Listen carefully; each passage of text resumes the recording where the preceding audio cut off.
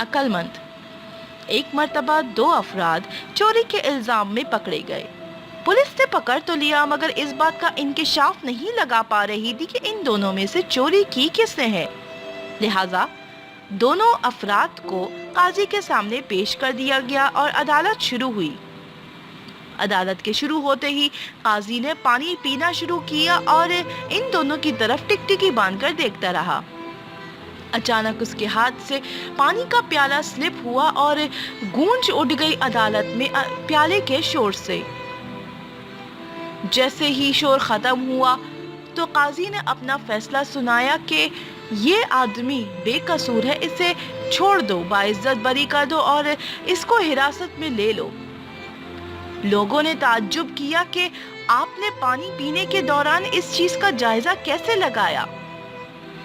काजी मुस्कुराया और बोला कि चोर कभी भी खुटकों से नहीं घबराते और अपनी जगह पे कायम रहते हैं।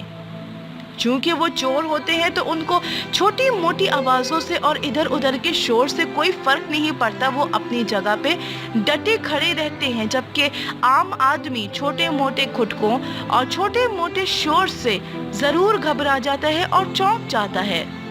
लिहाजा जो आदमी चौंक गया और परेशान हुआ, मैंने उससे बाइज्जत बरी किया क्योंकि वो बेकसूर था, और जो मजबूती से खड़ा रहा वो चोर था क्योंकि उसकी ट्रेनिंग इसी तरह की गई थी कि किसी भी आवाज में अपनी जगह पे डटे रहो।